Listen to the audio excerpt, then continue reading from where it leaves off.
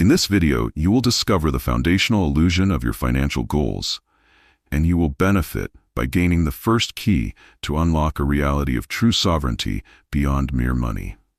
Did you believe society when they told you that financial freedom was the ultimate summit of a well-lived life? This is where the story you've been sold begins to unravel like a fragile scroll consumed by its own flame, revealing the dimly lit cage of a low-level goal that has kept your spirit pacing on a worn-out track for decades. In this video, you will see the invisible bars of that cage materialize in the strained faces of retirees in Florida who achieved that freedom, only to find their purpose withered and their days echoing with a quiet desperation for meaning they traded away in their prime. This is how the mirage dissolves, showing you the banker who finally paid off his towering mortgage, yet felt a profound emptiness as he stared at the empty rooms of a life built on transactions, not transformation. Picture the relentless chase as a ghost ship sailing towards a horizon that never arrives, its crew forever busy with the rigging, but never feeling the sun on their faces or the wind of true liberty in their hair. This is the moment you realize that financial freedom as sold is merely a polished step in someone else's pyramid, a clever distraction from the monumental power you were born to wield over your entire reality. Now feel the gravitational pull of a deeper truth, one that Neville Goddard hinted at when he taught that your consciousness is the only reality, and that to change the circumstance, you must first change the assumption buried within your mind's foundation. This is where your journey truly begins, not with a budget spreadsheet, but with the terrifying and glorious question of what worlds you could command if you redirected the titanic energy spent on chasing money towards sculpting the very fabric of your existence. Imagine the entrepreneur who, upon manifesting immense wealth through disciplined assumption, discovered the money was merely a side effect, a trivial marker compared to the profound sovereignty he gained over his time, health, and relationships. This is the crack in the wall of your perceived world, through which a brilliant and unfamiliar light now streams, illuminating the dust particles of your old doubts, swirling in a dance of their final moments. Consider the possibility that every dollar you've ever pursued was just a symbol, a poor substitute for the creative authority you were too afraid to claim directly from the source of all things. This is the turning point where you stop asking, "How can I get more?" and start demanding, "What state of being do I wish to inhabit, and what reality must therefore unfold?" This is why the pursuit feels so hollow upon attainment, because you were wired for dominion over kingdoms, not just balances, and your soul aches for the vibration of creation, not the rustle of paper. Envision a world where your financial status is an automatic, effortless echo of your internal wealth consciousness, a world where you are no longer a beggar at the table of circumstance, but the architect of the banquet itself. This is the bridge you must cross, from the outer world of effect to the inner world of cause, where the real levers of power await your conscious command in the silent theater of your imagination. Think of the moment when you first assume the feeling of your wish fulfilled, not for a bank account, but for a life of such profound spiritual and experiential richness that money becomes an irrelevant footnote in your biography. This is where the old model shatters, and you see with startling clarity that focusing solely on financial escape is like training your entire life to master a single room in a palace that has already been deeded to you in full. Ask yourself, what happens when you shift from being a tax-paying citizen of a physical economy to a conscious citizen of an infinite universe, responsible only to your own fulfilled imagination? This is the awakening, the first deep breath of a sovereign, where you realize that the greatest poverty is a mindset that begs for freedom from a system, rather than claiming the innate power to design systems themselves. And as this new knowing settles into your bones, you feel the chains of a low-level goal turn to dust, not because you broke them, but because you finally understood they were only ever made of your own sanctioned limitations. This is how the mirage you called reality begins to fracture, with spiderweb lines spreading from a single point of pressurized truth you can no longer ignore. Picture for a moment the sterile office where you negotiated your salary, believing that next raise would be the key to the peace that perpetually eluded your grasp, only to feel a deeper unrest coil in your stomach as you drove the new car home. This is where the script falters, as you watch a mentor who achieved every monetary milestone suddenly confess over a trembling whiskey that he feels like a ghost in his own life, his success a beautiful prison without walls. This is the sound of a paradigm breaking, a low-frequency groan that vibrates up from the foundations of your world as the hero's journey you were sold is revealed to be a hamster's wheel painted in gold. Now observe the reflection in your bathroom mirror at 3 a.m., the quiet hour where masks dissolve and the eyes staring back hold a question no spreadsheet can answer. Is this all there is? This is the intrusion of the sublime, a haunting sense that you are built for cathedral building, not coin counting, and that every financial goalpost is a trick to keep you running across a field that never ends. Consider how the advertising that pumps through your screen is not selling products, but states of lack, carefully designed to make you forget the omnipotent creator sleeping in the cavern of your chest. This is the peeling of the first layer, where the job title you coveted becomes a cheap label on a garment that no longer fits the expanding contours of your awakening spirit. Think of your bank balance as a digital campfire around which you huddle, mistaking its flickering light for the sun, while the true dawn of your potential waits, patient and immense, beyond the tree line of your beliefs. This is where the old desires start to taste like ash, the promotion, the vacation, the portfolio, all suddenly feeling like trinkets offered to a king in exchange for his kingdom. Now feel the gravitational pull of a new question, one that terrifies the part of you still clinging to the ladder. What if I am not here to climb, but to command the very ground upon which all ladders stand? This is the silent revolt, where your Monday morning dread transforms from a personal failure into a divine signal, a flare shot from your core being begging you to remember your true office. Envision the detailed 5-year plan you drafted, now appearing as a child's drawing on the wall of a universe that operates on the fluid mechanics of imagination and feeling, not rigid linear striving. This is the dissolution of a borrowed compass, its needle spinning wildly as the magnetic north of your soul reasserts its primal, undeniable pull towards a destiny undefined by market trends. Suppose you discover that every financial worry was merely a test, a cleverly disguised call to expand your consciousness and claim the authority that renders the worry obsolete at its point of origin. This is the crack widening into a doorway, as you realize Neville Goddard's "Every man is you." And the promised land is not a bank vault, but a state of consciousness where want is impossible. Ask yourself what happens when you stop decorating the cage and instead feel for the lock that exists only because you believe it does, a lock fashioned from the collective myth of scarcity. This is the gathering storm of your untapped power, the first drops of a coming downpour that will wash away the chalk outlines of a life drawn for you by unseen hands. And as the facade crumbles, you do not fall through into emptiness, but instead feel the solid, unshakable ground of your own I amness rising up to meet your feet for the very first time. Imagine the vertigo of watching the career you painstakingly built not collapse, but simply turn transparent, revealing itself as a stage set where you've been reciting lines from a script you never auditioned for. This is where the props lose their substance. The corner office with its view now feels like a diorama. The accolades on the shelf resonate with the hollow thud of polished plaster, and the respectful nods from colleagues seem directed at a uniform you are already unzipping. This is the moment your hand, reaching for the next rung, freezes midair because you finally looked up and seen the ladder is leaning against a wall that bears the illusory fresco of a society's limited dream. Now feel the visceral snap of a tether breaking, not with the drama of rebellion, but with the quiet finality of a thread of belief worn thin by the constant, gnawing friction of your authentic spirit. Think of the pension plan, the 401k, the entire deferred life model, dissolving like a sugar cube in the rain of your new awareness, its promise of future security exposed as a pacifier for the infantile version of yourself you are outgrowing. This is the alchemical shift where gold, the metal you sought, begins to symbolize not external wealth, but the internal transformation of your base fears into the unshakable certainty of a creator.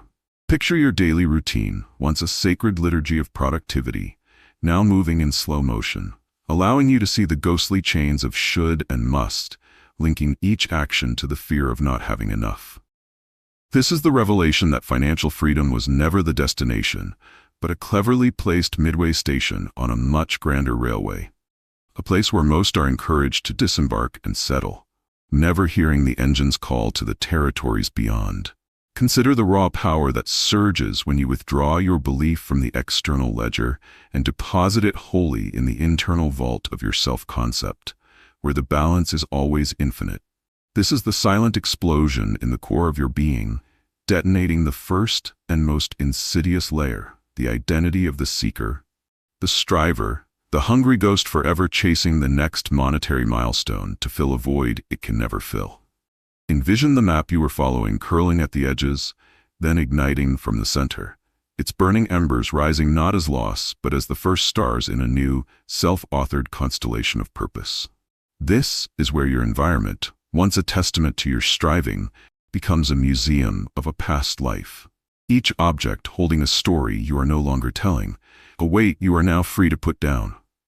Suppose you suddenly understand that your previous pursuit was a sophisticated form of self-imposed limitation, a negotiation with a system for your freedom, when the only negotiation that ever mattered was the one between your doubted self and your limitless I am. This is the emergence of a new gravity, one that pulls not towards accumulation but towards expression, pulling your desires away from getting and towards becoming, where true wealth is curated as an experience, not a tally. Ask yourself what stands in the cleared space where that first layer of identity once stood, and feel the answer not as a thought, but as a presence, a sovereign, patient, and potent, waiting to be fully acknowledged. This is the liberation of attention, your most sacred currency, now recalled from its investment in the markets of lack and returned to you, whole and ready to be spent on visions that spark your soul to electric life. This is how you become a stranger to the person you were an hour ago. That person who still checked prices with a flinch of scarcity, while you now move through the same world, seeing only the abundant clay of possibility. And as the dust of that fallen layer settles, you hear not silence but a symphony of beginnings, the rustle of unwritten pages, and the deep resonant hum of a reality waiting to conform to the blueprint of your upgraded imagination. Now consider this. Every system you trusted, the economy, the corporate ladder, the very concept of money, is inhabited by a ghost, a silent consensus of lack that you agreed to animate with your own faith. This is where you spot the phantom in the peripheral vision of your understanding, the subtle programming that had you believing your energy, your time, your very life force was a commodity to be traded for slips of paper bearing dead presidents' faces. Picture the mortgage document you signed not as a financial instrument, but as an ancient scroll binding you to a story of decades-long debt, a story you now have the occult power to revise from the inside out. This is the revelation that you have been in a haunted house of your own construction, jump at every creak of the market, every shadow of a recession, mistaking the echoes of collective fear for unbreakable law. Think of the news cycle as a seance, constantly summoning the specter of crisis, a ritual you participated in by lending it your attention, your emotional energy, your belief in its projected reality. This is the moment you withdraw your consent, and like a projector losing its light source, the grim headlines and fearful forecasts begin to flicker and lose their substantive power over your inner world. Envision your old budget as a spiritual containment grid, its categories and limits designed not to free you, but to politely manage your scarcity, to keep the ghost fed with your constant, gentle anxiety. This is the cracking of the code, where you see that every smart financial advice column was often just a more elegant way to polish the chains, to make the ghost's whisper of not enough sound like responsible adulthood. Suppose you discover that the ghost's most powerful trick was to make you desire its own cage, to make the goal of financial freedom seem like the pinnacle of enlightenment, thus keeping you forever battling within its domain, never looking beyond the walls. This is the exorcism performed not with shouts, but with a whisper of I am that echoes in the silent chambers of your consciousness, dissolving the apparitions of lack with the sheer, solid frequency of being. Ask yourself what happens when you stop feeding the machine with your dread and start feeding your imagination with the feeling of finished joy.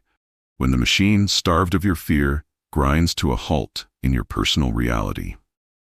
This is the disenchantment of the world, where money sheds its magical, anxiety-inducing power and returns to being a neutral token, a humble symbol waiting to be imprinted with the value of your sovereign command.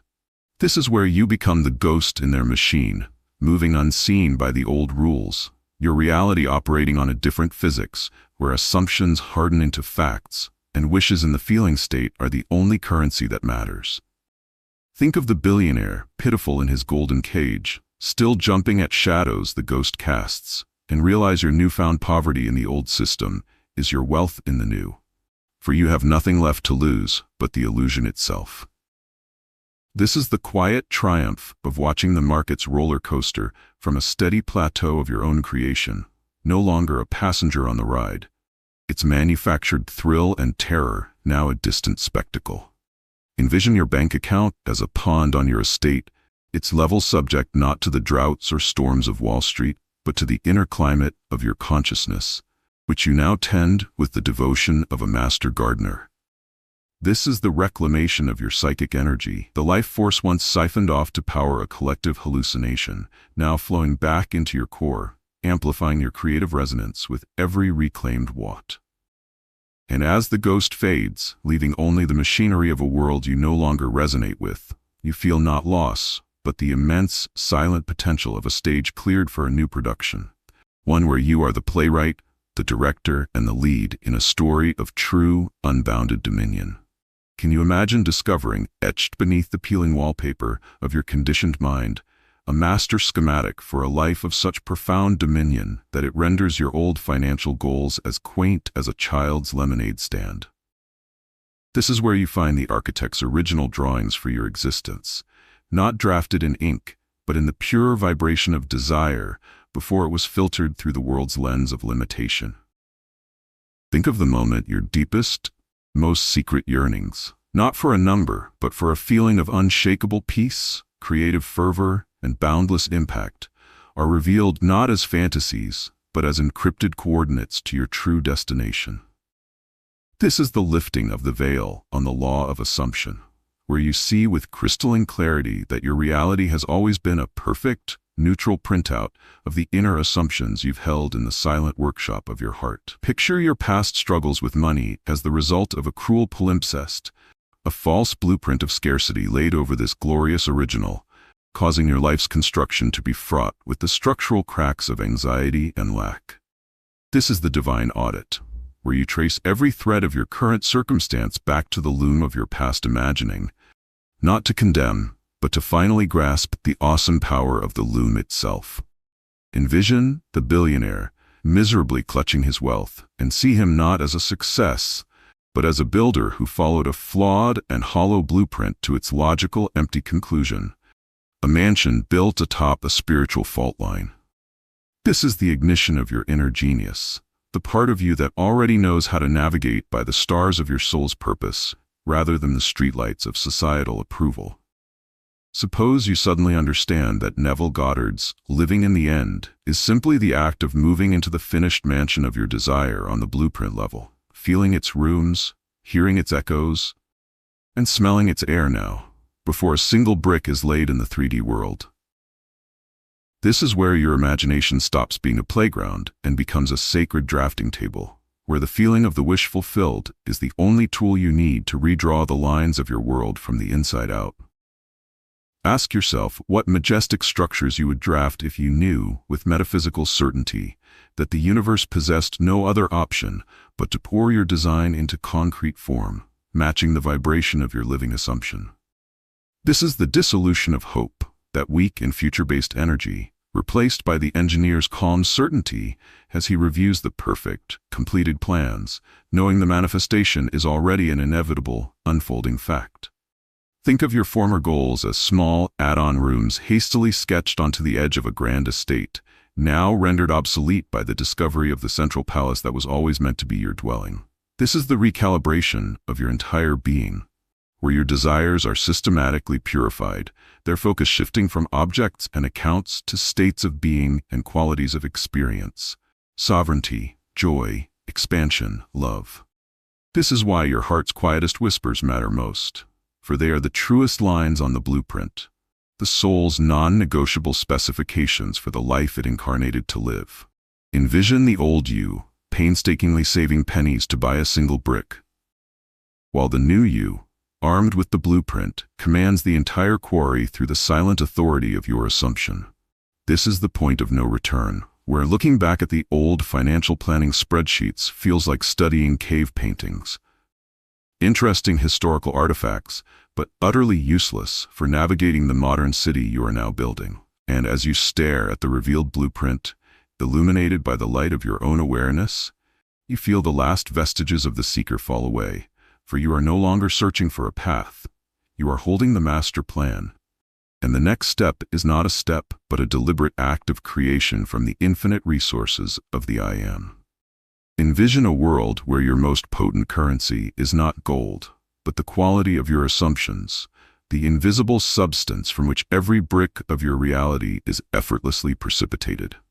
This is where you become an alchemist in the laboratory of your mind, learning to transmute the leaden weight of I need to earn into the golden, fluid state of I am already in possession. Think of the moment you close your eyes and feel the leather of the car seat you haven't bought, not as a daydream, but as a deliberate, disciplined act of placing an order with the universe's immutable factory. This is the precise moment when desire, purified of all whiff of desperation, is fused with the feeling of certainty in the furnace of your imagination, creating an alloy so strong it bends the world to its shape. Picture your previous financial anxieties as raw, unrefined ore, now being fed not into the fire of worry, but into the transformative crucible of living in the wish fulfilled, where they cannot help but yield the gold of circumstance. This is the silent command that echoes through the corridors of time, not as a plea, but as a royal decree issued from the throne room of your consciousness, announcing a new state of being that all events must rush to confirm. Suppose you discover that every failed manifestation from your past was not a rejection, but a perfect reflection of a hidden, contradictory assumption, a doubt buried like a slag impurity in your inner metal. This is the meticulous refinement process, where you audit your inner dialogue not with judgment, but with the detached curiosity of a scientist, isolating and dissolving each trace element of maybe or someday. Ask yourself, what alchemical reaction occurs when you saturate your mind with the sensory vividness of your fulfilled desire, until the outer world has no choice but to mirror that saturation, to become a photograph of your inner chemical composition. This is where patience transforms from passive waiting into active catalysis, the necessary period where your persistent assumption works unseen, rearranging the molecular structure of probability itself. Envision the people in your life as elements in your solution, some dissolving away, others crystallizing into new forms, all rearranging in perfect, often surprising harmony to support the compound of your new assumption. This is the proof of the reaction, the unexpected check, the chance meeting, the inspired idea that arrives not as a miracle, but as the logical physical precipitate of your inner work, the first visible flakes of gold forming in the flask. Think of Neville Goddard sleeping in Barbados, not as a biblical parable, but as a literal, repeatable experiment in assumption, where the feeling of being there was the philosopher's stone that turned the base metal of absence into the gold of presence. This is why your bedroom, your morning commute, your shower becomes sacred chambers of operation, for it is in these mundane moments that you can most powerfully feel the reality of your wish now, practicing the alchemy that makes time irrelevant. This is the end of begging the universe, replaced by the act of assuming the state of the universe that already contains your desire, thereby commanding reality from within its own core principles. And as you master this inner art, the pursuit of financial freedom is revealed as a crude, external form of smelting, while you are now conducting the subtler, infinitely more powerful work of spiritual transmutation, where wealth in all its forms is a natural byproduct. This is the point where you stop visualizing things and start being the version of you for whom those things are a natural, forgotten detail in the landscape of a magnificent life. Picture for a moment the 3D world, not as a fixed stage, but as a slow-setting gelatin, still impressionable to the vibrations of your persistent assumptions before it hardens into what you call fact. This is where you grasp that your consciousness is the master architect, not a tenant, and every thought tinged with feeling is a structural beam being laid into the ever-rising edifice of your experience. Think of a past success, seemingly born of effort, and see it now in reverse. The effort was not the cause, but the final physical manifestation of a completed inner structure you had unconsciously assumed long before. This is the revelation that time is merely the perceived distance between the immaculate conception of an idea in the feeling mind and its full-term birth into the sensory world, a distance you can collapse with the intensity of your conviction. Envision the skeptics in your life as loyal builders, their doubts and limitations faithfully constructing the very world they complain about, while you, now conscious, issue new blueprints. This is the meticulous process of mental diet, where you guard the gates of your imagination like a sacred construction site, permitting only those thoughts that align with the soaring cathedral you intend to inhabit. Suppose you discover that a single hour spent in the emotional landscape of your fulfilled desire does more to advance your reality than a decade of grinding action that springs from a state of lack.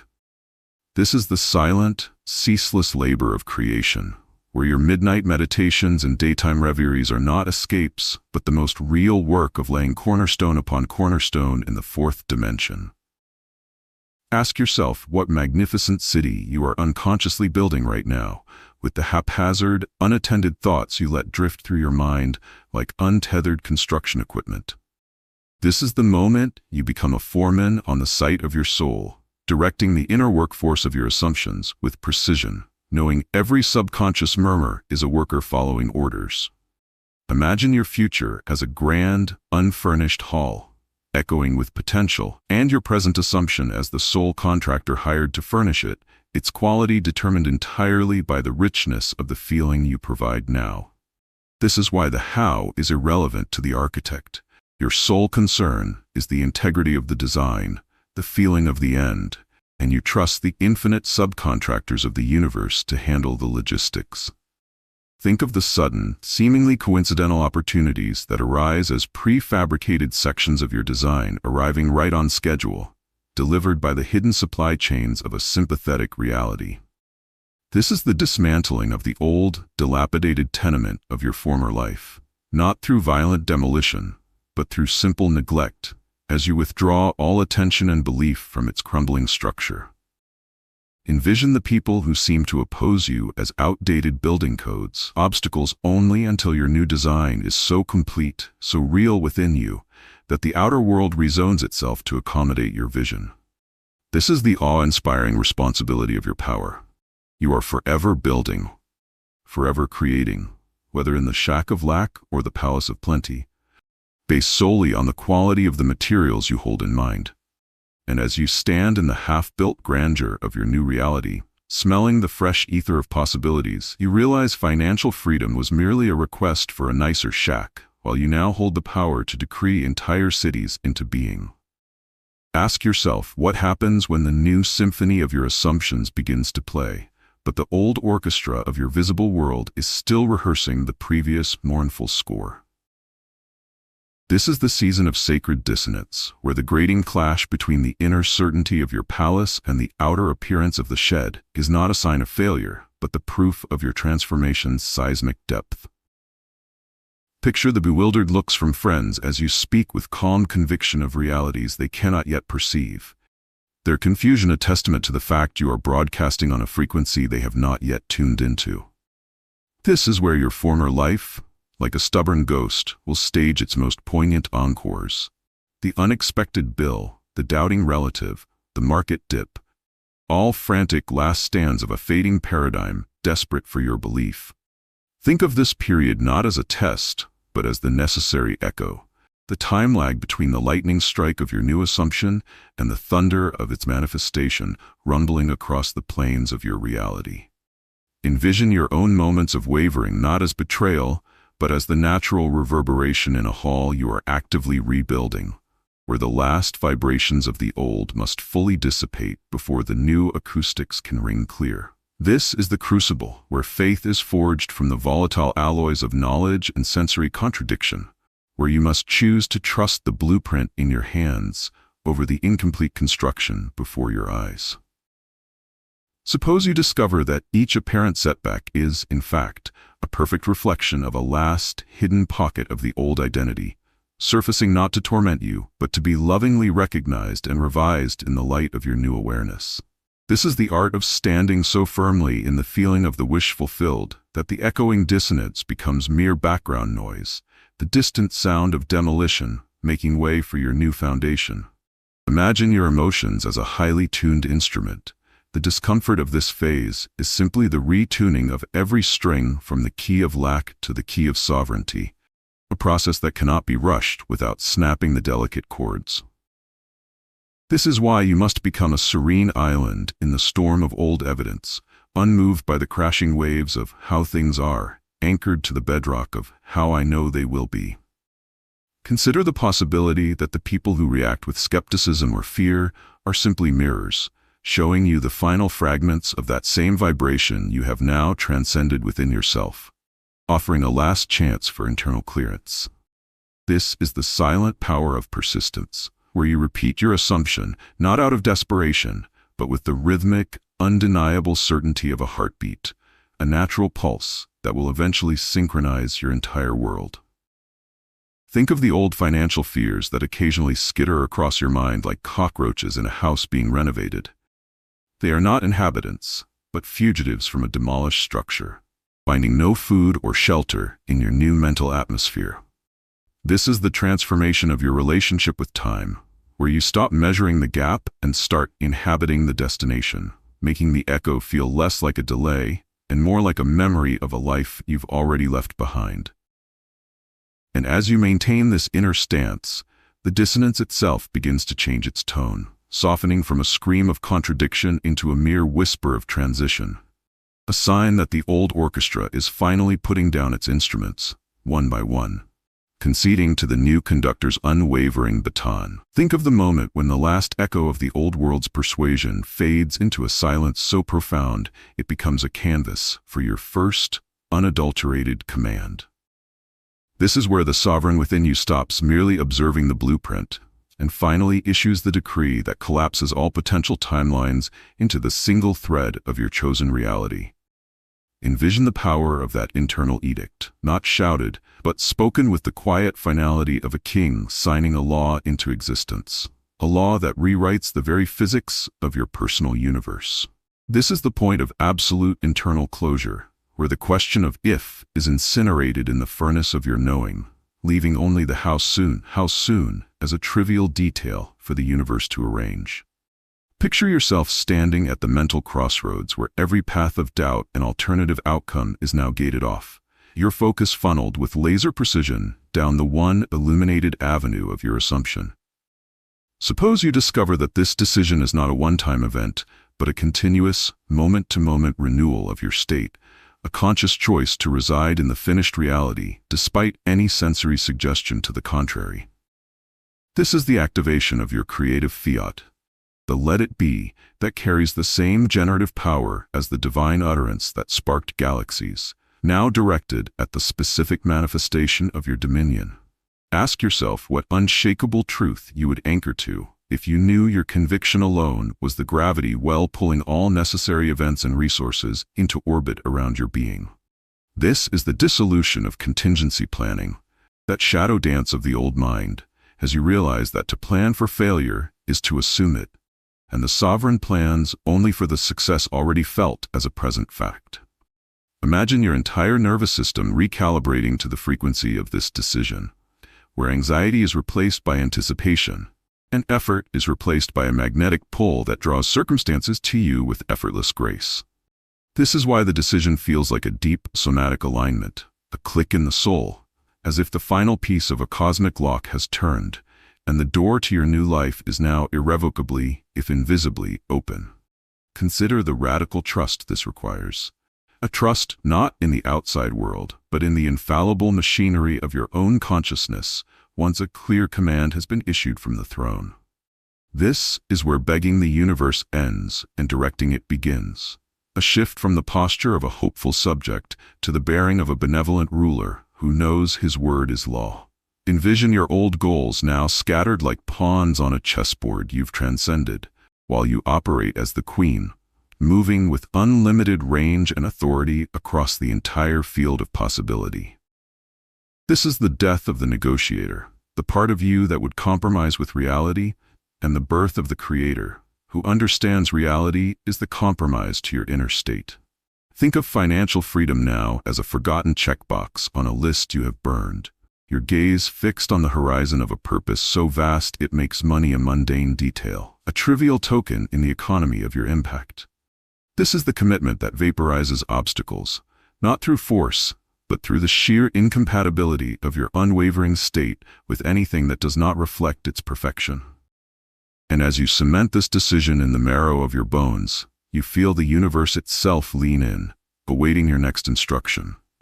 For the sovereign has finally claimed his throne, and the governance of his reality has officially, gloriously begun. Now consider this. The past is not a locked archive, but a malleable narrative whose ink is still wet, awaiting the revisionist hand of your present consciousness. This is where you learn the sovereign's most subtle art, not just building the new, but gently rescripting the old to support the unbroken story of your power and worth. Picture a painful memory of lack, a moment of financial humiliation or desperate striving, and see it not as a fixed stone in your foundation, but as a scene in a film you now have the power to re-edit, rescore, and redirect. This is the alchemical fire of revision, where you revisit the past not to dwell, but to command it, to impregnate those old moments with the new meaning and feeling that aligns with your present state of sovereignty. Imagine the liberation of knowing that every failure was a necessary lesson perfectly engineered by your former self to lead you to this precise point of awakening, a narrative twist you now bless for its perfect service.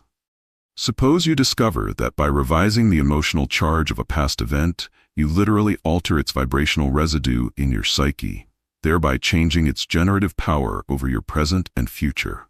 This is the silent surgery you perform on the roots of your self-concept, removing the rotten fibers of shame or unworthiness and grafting in the healthy tissue of deserved success and innate abundance.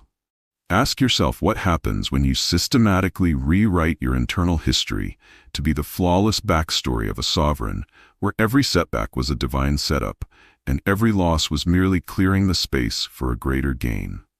This is where Neville Goddard's technique ceases to be a practice and becomes a daily hygiene, as you nightly revise the day's events to conform to the feeling of your wish fulfilled, training your memory itself to be an ally. Envision the people from your past, those who witnessed your struggles, unconsciously updating their perception of you as you changed the very energy of the shared memories you hold in your own mind. This is the reclamation of your power from the clutches of time, proving that the only moment that ever exists is now, and from this now, you can heal the past and compose the future simultaneously. Think of your former financial anxieties as old debts on a ledger. Revision is the act of going back and stamping, paid in full, in bold red ink across every single one, dissolving their phantom claim on your present energy. This is why this work feels so profoundly peaceful, for you are not fighting your history anymore, but enfolding it into a compassionate, empowering narrative where you are always the hero, learning his strength. This is the point where your life story ceases to be something that happened to you and becomes something you are consciously, continuously authoring from the position of the end.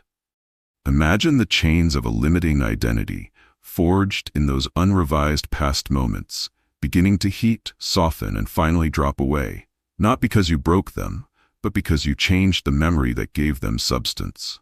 And as you persist in this gentle revision, you feel the last shadows of the old story dissolve, leaving a clean, coherent, and powerful past that feeds seamlessly into the glorious present you have decreed, erasing all dissonance between where you were and who you now are. Can you imagine your mind as a grand, echoing library where every thought you've consistently held has penned its own volume, creating the legacy that generations of your future selves will inherit? This is where you confront the shelves lined with epic tragedies of lack, modest pamphlets of doubt, and the few, precious first editions of your past triumphs that have collectively authored your current reality. Picture the process of becoming the head librarian of this vast collection. Not to burn the old books, but to lovingly rebind them, editing their plots so every story whispers the same culminating truth: your inherent worth and limitless creative power. This is the meticulous work of auditing your internal narratives, of hearing the subtle, repeated phrases you tell yourself about money, worth, and capability, and understanding that each is a scribe still actively writing your tomorrow. Suppose you discover that the Chronicle of the Hard Grind is a bestseller in your mental library, its worn pages subconsciously instructing you to seek struggle as proof of virtue, thereby manifesting more struggle to fulfill the prophecy. This is the moment you commission a new series, titled The Sovereign Chronicles, where every entry details ease, synchronicity, and grace as the natural order of your expanding domain. Envision your future self, years from now, walking these same mental stacks, pulling down the volumes you're writing today with the quality of your assumptions. Will they be tales of adventure and discovery, or more repetitive accounts of survival and fear? This is the profound weight of your present awareness, knowing that each feeling state you indulge is a dedicated author, inscribing the next chapter in the legacy you will one day look back upon as your life. Ask yourself what foundational myth your personal library is built upon. Is it the myth of scarcity, of a dangerous world where you must compete? Or is it the myth of a benevolent universe conspiring in your favor, where you are the central, supported character? This is the architectural revision of your psyche's deepest lore, where you change the foundational scroll from "I must earn love and security" to "I am the source from which all love and security flows." Think of the people in your life as characters you have subconsciously written into your story, their roles and behaviors towards you, perfectly reflecting the relationships you have authored from your own assumptions of connection and value. This is why a change in your internal narrative inevitably alters their lines and actions, for you are not editing them, but editing the core script from which all characters take their cue. This is the point where you stop being a passive reader of your own biography and become the active, disciplined poet of your epic, choosing each mental word with the care of a master, crafting a classic that will inspire your being for centuries. Imagine the liberation of knowing that no past chapter, no matter how dark, is immutable, for you hold the pen of present consciousness and can insert a redemptive twist that alters the entire arc of the saga. And as you fill your library's halls with new, resonant volumes of peace, abundance, and joy, you feel the very atmosphere of your mind change, the air growing lighter, the light brighter, as the legacy you are now curating becomes the only reality your future selves will ever know. Picture for a moment your attention not as a fleeting resource, but as a sovereign scepter, a beam of pure creative force that crowns whatever it rests upon as king of your reality.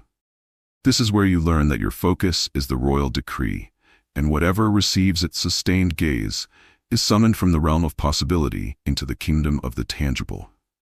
Think of the countless hours you once spent studying market fluctuations or worrying over bills as a tragic abdication, a king using his scepter to polish the boots of lack instead of surveying the boundless horizons of his domain. This is the conscious reclamation of your sovereign instrument, where you deliberately withdraw its light from the crumbling walls of old problems and train it, unblinking, upon the lush gardens of your fulfilled desire. Suppose you discover that the real world is merely the territory your scepter of focus has historically wandered, habitually lighting up the same problems, and that new worlds remain invisible only because you have not yet shone your royal light upon them. This is the disciplined art of tunnel vision for the end result, where you become so enthralled by the feeling of the wish fulfilled that all competing narratives blur into insignificance.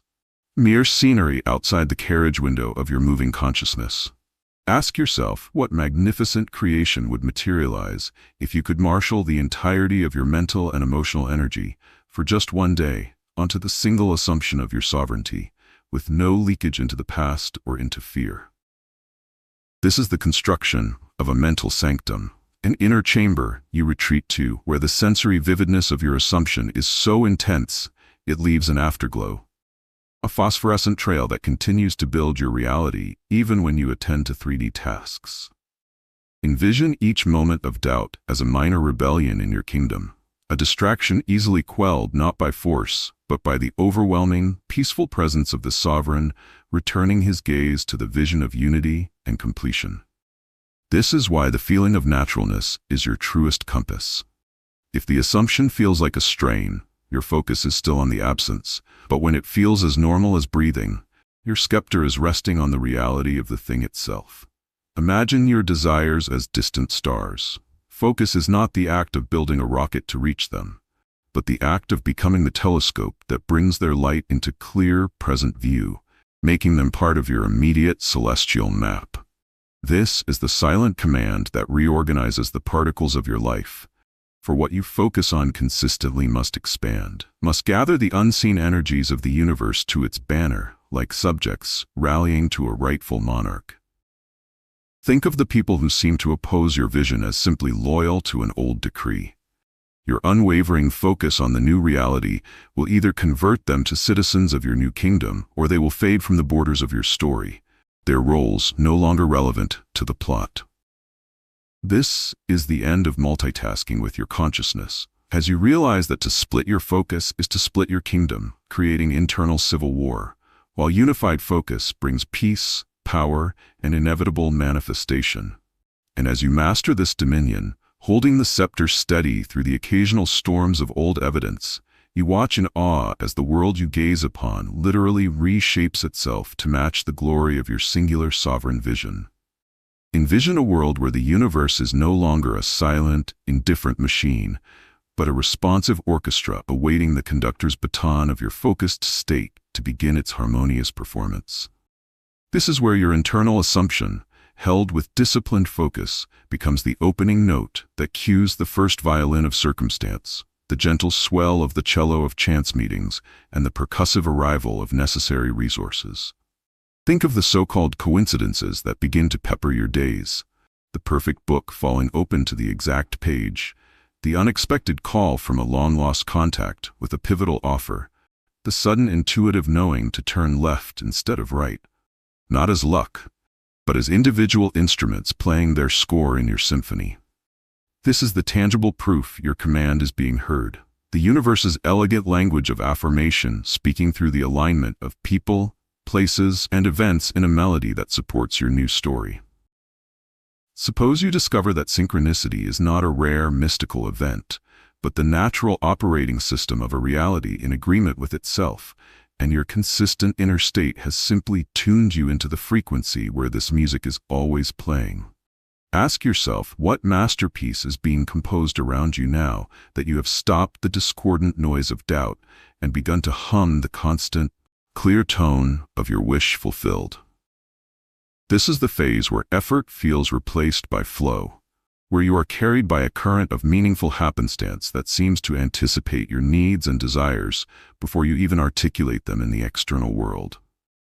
Picture yourself walking through your day as the silent conductor, your inner peace the baton, and every encounter, every piece of information, every seemingly random event a musician playing its part in the grand opus of your manifestation. This is why gratitude becomes your natural state, for you are no longer begging for scraps from a chaotic world, but appreciatively acknowledging the flawless delivery of each note in the composition you initiated from within. Imagine your previous life of striving as an era of cacophonous practice rooms, each person playing their own tune, while you now experience the sublime cohesion of a concert hall, where all elements unite in a single, breathtaking purpose: to reflect your assumption. This is the evidence that the bridge between dimensions is complete, for the music of your inner world is now being broadcast clearly into the outer, and the players, the people and circumstances of your life, have received their sheet music and are performing it flawlessly. Think of the delays you once feared as mere rests in the symphony, necessary pauses that build anticipation and highlight the beauty of the next movement, rather than signs of a broken instrument.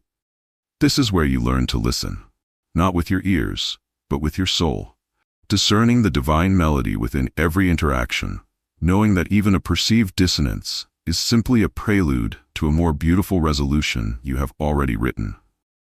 And as the symphony swells, each synchronicity building upon the last, you realize financial freedom was a single simple melody line, while you are now composing a complex, immersive symphony of a life where every element, health, love, purpose, and yes, abundance, harmonizes into a single triumphant chord of sovereign existence. Now consider this. There exists a primordial economy far older and more fundamental than any stock exchange, an economy where your consciousness is the sole currency, and your assumptions are the transactions that dictate infinite wealth or perpetual bankruptcy. This is where you realize every thought is a microtransaction, every sustained feeling a major investment, and your accumulated inner state is the net worth that the 3D world is legally bound to audit and match. Picture your mind as the central bank of your reality, where you have the power to mint infinite currency in the form of faith, but have historically chosen to issue bonds of fear that indebt your future to the past. This is the forensic audit of your mental spending habits, where you trace the inflationary spiral of your anxiety and the bear markets caused by liquidating your confidence at the first sign of opposition. Suppose you discover that the lack you experienced was never a real shortage in the universe's infinite supply, but a deliberate austerity program you enforced through your own beliefs, a self-imposed recession in the economy of your soul. Ask yourself what would happen if you declared a dividend of pure, unconditional abundance to every shareholder of your identity, paying out in the currency of feeling and seeing that reflected in a sudden influx of universal liquidity. This is the shift from being a day trader in the volatile markets of external validation to becoming the sovereign issuer of your own value, backed by the full faith and credit of your I Am presence. Envision your desires not as pleas for external funding, but as internal infrastructure projects you are now financing with sheer certainty, projects so grand they stimulate your entire reality into a boom cycle of manifestation. Think of the moments you spent your energy complaining or doubting as catastrophic capital flight, a draining of reserves that left you unable to afford the very reality you wished to purchase, while feelings of gratitude and fulfillment are massive, high-yield deposits. This is why a mental diet is not mere positive thinking, but severe fiscal responsibility, a balanced budget of the mind, where expenditures of attention always align with the revenue of your desired state. Imagine your consciousness attracting people and opportunities as foreign investment flowing into a stable, prosperous nation with a visionary leader and unlimited growth potential, while instability and fear trigger immediate capital controls and isolation. This is the understanding that time is merely the settlement period for your inner transactions, the gap between the trade of an old assumption for a new one, and the visible clearing of that trade in your experiential account. And as you govern this inner economy with wisdom, investing heavily in the sectors of joy and assumption, you watch your external world experience a bull market in blessings, a prosperity so deep and wide that the old goal of financial freedom is revealed as a petty cash request in a treasury of limitless spiritual capital. Can you imagine your consciousness as a grand estate, with each assumption you entertain meticulously cultivating a separate, fully realized garden in a vast, unseen parallel landscape? This is where you grasp the terrifying and glorious truth that you are, at this very moment, walking the manicured paths of the garden you tended most diligently yesterday, last month, a decade ago. Picture the lush, abundant garden of your sovereign assumption existing now in perfect bloom, its air scented with accomplishment, its fountains flowing with creative joy, its walls draped in the vibrant flora of realized dreams, just a single step of awareness away. This is the revelation that doubt is not an absence of belief, but the diligent tending of a different, weed-choked plot. The garden of lack, whose bitter fruits you have been mistakenly harvesting as your only reality. Suppose you discover that every moment of indecision is not a pause, but a choice to water one of these gardens, and your emotional focus is the irrigation system determining which landscape flourishes and which one withers back into mere potential. Ask yourself which gardener you are being right now, the anxious one frantically pulling weeds in the plot of old stories, or the serene artist planting rare and beautiful seeds in the greenhouse of your fulfilled desire. This is the silent, eternal labor of creation, where you are never not gardening. Your only choice is which of the infinite parallel plots you will turn your inner light upon and thereby step into fully. Envision the feeling of the wish fulfilled as the perfect climate control for your chosen garden. A sun always shining at the ideal angle, a rain always falling at the right time to nurture the specific reality you wish to inhabit. Think of the 3D world not as the only garden, but as a lagging reflection. A slow-growing perennial, finally showing the flower whose seed you planted in the inner soil long ago, now forcing its way into visible bloom. This is why consistency matters, for to leave your desired garden unattended for a day is to allow the relentless, automatic growth of the old, default landscape to begin encroaching upon your new paradise. This is the master gardener's knowledge. You need not fight the weeds in the old plot. You simply cease all visitation, all watering, all thought of it, and pour your entire being into the cultivation of the new. Imagine your power as the sun itself, which does not struggle to illuminate one garden over another, but simply shines where it is directed, and whatever receives its light cannot help but burst into life. And as you consciously reside in the sensory reality of your chosen garden, feeling its peace, touching its textures, hearing its sounds, you feel the old, barren landscape of your past constraints lose all substance, becoming a forgotten backdrop as you feast on the fruits of your own focused cultivation. Picture for a moment an invisible, omnipotent hand that sculpts the clay of your reality, its every fingerprint determined not by chance, but by the precise temperature and texture of your deepest, most unquestioned beliefs. This is where you finally identify the silent sculptor who has been shaping your world all along. Not a distant god, not a cruel fate, but the unseen hand of your own accepted thoughts, moving with the absolute fidelity of a law. Think of every circumstance in your life, from the mundane to the monumental, as a finished sculpture this hand has produced, a three-dimensional printout of the beliefs you held in the silent studio of your subconscious. This is the moment of sobering power when you realize the hand is never idle. It is always carving, always forming, based on the blueprint of your dominant assumptions, whether you are consciously directing it or not.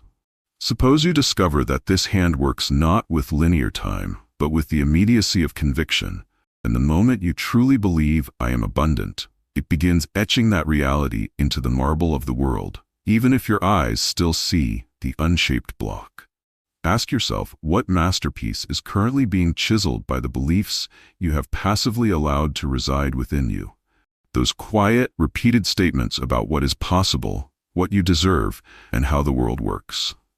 This is the end of blaming external potters for the shape of your vessel, for you now see the clay itself is neutral, infinite, and forever responsive to the pressure and intention of your own creative grasp. Envision trying to manifest a new reality while clutching an old belief, as attempting to sculpt a majestic lion with one hand, while the other hand insists on molding a meek mouse, creating only a confused, stalled form that reflects your inner conflict. This is why self-concept is the ultimate craftsmanship. To change the outer sculpture, you must first change the inner sculptor's understanding of the material itself. And the material is you. Imagine the people in your life as fellow sculptures in a grand gallery, their relationships to you perfectly arranged by the unseen hand to reflect your beliefs about connection, loyalty, and love. Their behaviors, the inevitable contours of your own inner design. This is the liberation of taking full responsibility for the chisel, understanding that every judgment, every fear, every assumption is a directive to the hand, and you are the sole source of its orders. And as you consciously feed the unseen hand new, empowering beliefs with the emotional fuel of lived experience, you watch, awestruck, as the old sculpture of limitations begins to crumble away, revealing the glorious, pre-existing form of your sovereign self that was waiting within the stone all along.